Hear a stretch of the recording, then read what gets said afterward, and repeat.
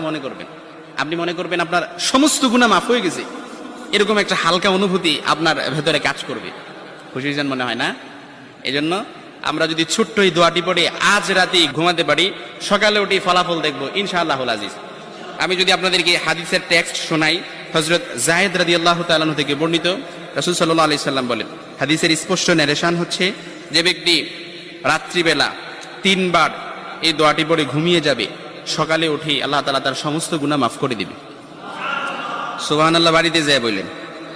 এই জন্য আজ রাতেই যদি এই দোয়াটি পড়ে ঘুমাতে পারেন, সকালে উঠে ফলাফল দেখবেন ইনশাআল্লাহুল আজিজ।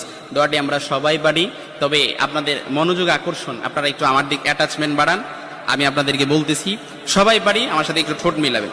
আস্তাগফিরুল্লাহাল্লাযী লা ইলাহা ইল্লা হুয়াল হাইয়ুল কাইয়্যুম ওয়া আতুবু ইলাইহি লা হাওলা ওয়ালা কুওয়াতা ইল্লা বিল্লাহিল আলিয়্যিল